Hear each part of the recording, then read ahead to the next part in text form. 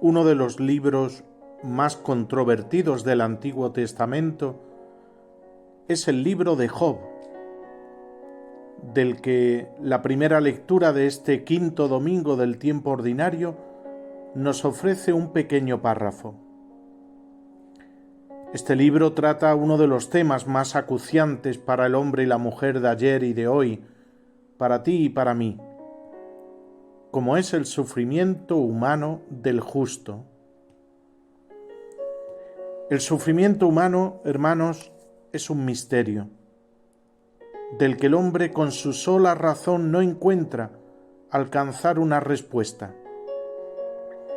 En cuanto aparecen los primeros síntomas de sufrimiento, la actitud inicial es de oposición. Y de hecho aparecen las primeras preguntas. ¿Por qué? ¿Por qué a mí? Y no encuentras respuesta, al menos en un primer momento, cuando se ve desde el ángulo meramente humano. Luego, en un segundo paso de ese proceso de sufrimiento que experimenta la persona, viene un momento de impotencia en que algunos recurren a Dios, también para preguntarle ¿por qué? Y Dios tampoco responde. La respuesta divina es más bien una invitación, una llamada de Cristo a que le sigamos en el sufrimiento. Cristo responde al misterio del sufrimiento desde la cruz e invitándonos a tomar la propia cruz y seguirle. El que quiera venirse conmigo, que se niegue a sí mismo, cargue con su cruz y me siga. Sabemos, hermanos, que a veces Dios sana y a veces no. Sabemos que Dios puede sanar directamente, en forma milagrosa, o indirectamente, es decir, a través de la medicina, de los médicos, de los medicamentos. Todas las sanaciones tienen su fuente en Dios. Y también sabemos que Dios puede no sanar, o sanar más temprano o más tarde. Y cuando no sana o no alivia el sufrimiento, o cuando se tarda para sanar y aliviar, tenemos a nuestra disposición todas las gracias que necesitamos para llevar el sufrimiento con esperanza, para que así produzca frutos de vida eterna y de redención, y así triunfe el bien sobre el mal, la vida sobre la muerte. Ante esta invitación de Cristo, hermanos, podemos oponernos, actitud que no ayuda, pues la cruz se nos hace más pesada. O también podemos tomar la cruz, imitando a Cristo en su sufrimiento, respondiendo a su llamada. Al principio podemos tomarla con temor, con miedo al sufrimiento, creyendo que si la aceptamos se va a agravar más ese sufrimiento. Sin embargo, sabemos que los que han sufrido y han entregado su sufrimiento a Cristo, como son los santos, experimentan en su propia carne que enseguida la cruz del sufrimiento se hace llevadera. ¿Y por qué? Podemos preguntarnos, ¿por qué se hace llevadera? Pues porque Cristo mismo nos ayuda a llevarla. Además, uniéndonos nuestro sufrimiento al de Cristo, colaboramos en nuestra salvación y en la salvación de muchos. Qué cosa más maravillosa, hermanos, digna de ser meditada más despaciosamente, fuera del ámbito eucarístico, por ejemplo, en la soledad de nuestra oración con el Señor.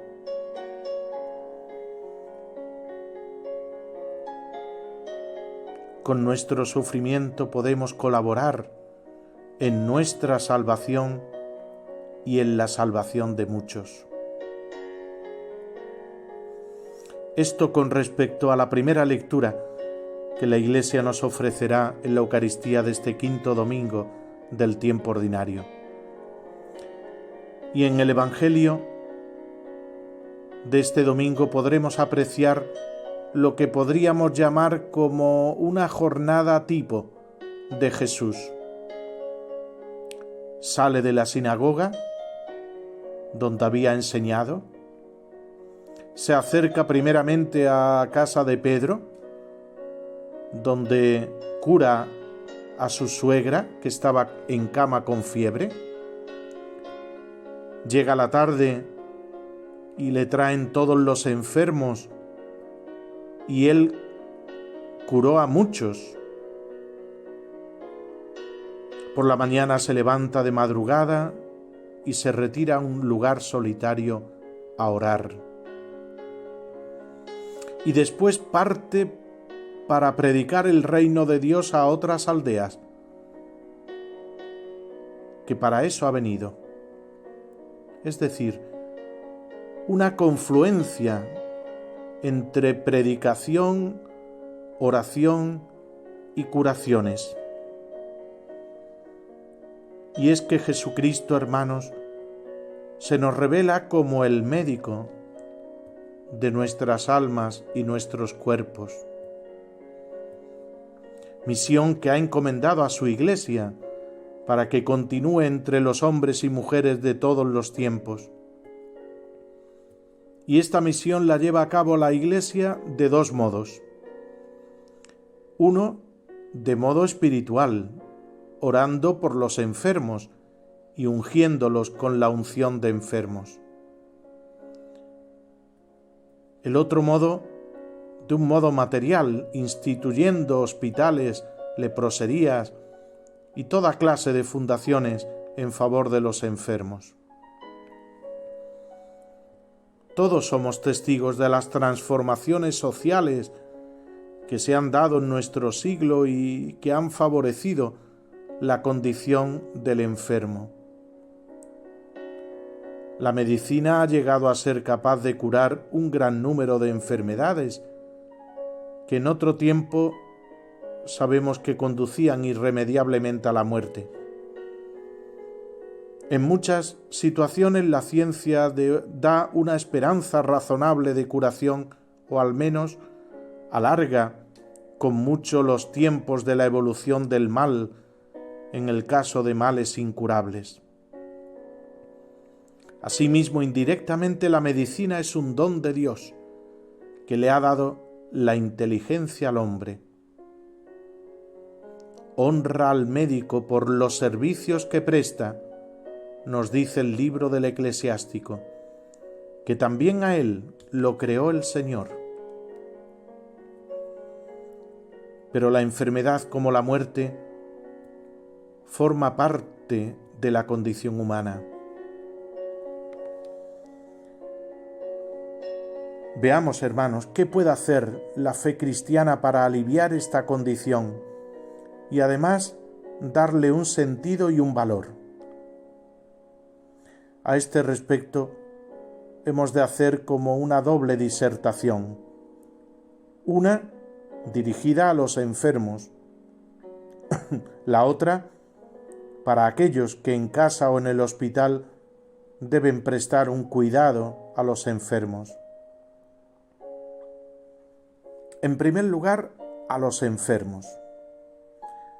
Antes de Cristo, la enfermedad era considerada como ligada estrechamente con el pecado. Se estaba convencido de que la enfermedad, el dolor y la muerte eran consecuencias de que la persona había cometido algún pecado y por consiguiente era considerado como un castigo divino. Esto lo siguen manteniendo algunas personas aún hoy.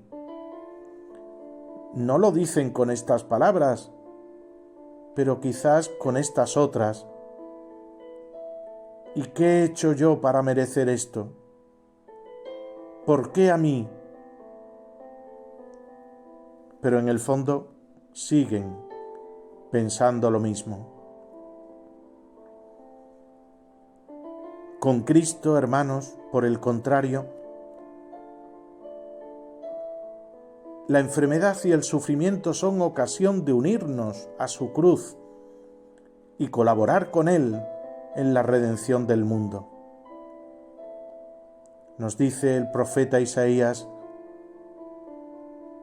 respecto del siervo de Yahvé: Él aguantó nuestros dolores y cargó con nuestras enfermedades.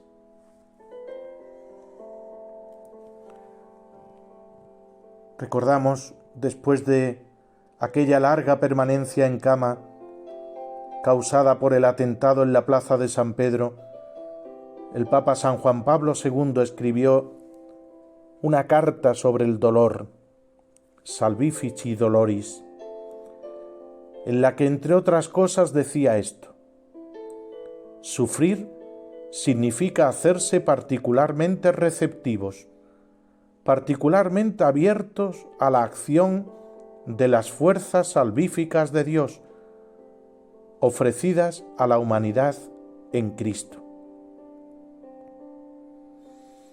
Y es que la enfermedad, hermanos, ha hecho santos a muchos.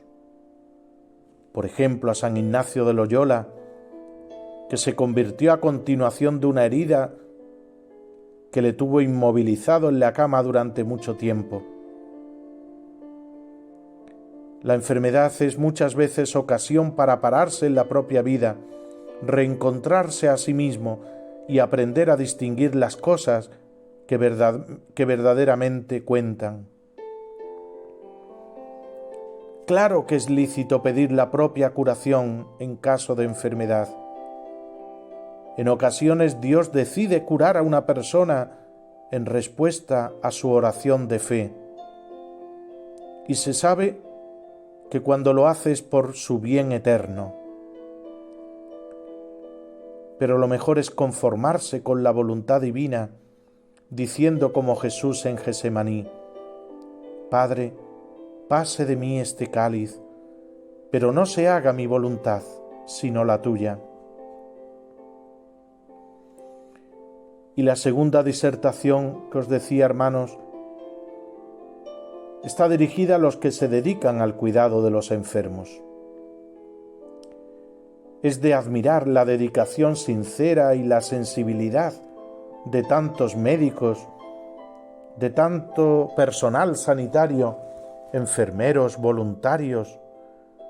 Muchos de ellos son un testimonio de un amor y un sacrificio dignos de resaltar. Otros, por desgracia, no lo son. Más que buscar la salud, ocasionan la muerte.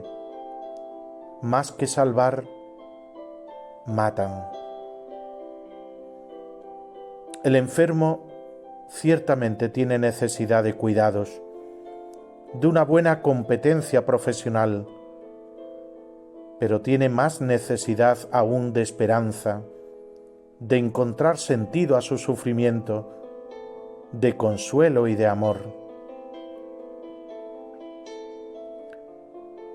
Dejemos que en este domingo, hermanos, se acerque Jesucristo a nuestra vida y con el mismo amor y ternura con que cogió la mano a la suegra de Pedro y la incorporó sanándola,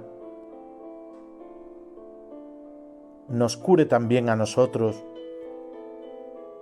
que nos vemos postrados sobre la cama de nuestro egoísmo, de nuestra pereza, de nuestra lujuria o de cualquier otro pecado,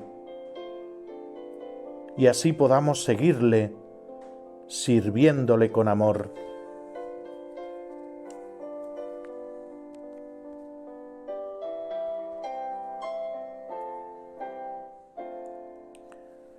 Feliz domingo para todos, hermanos.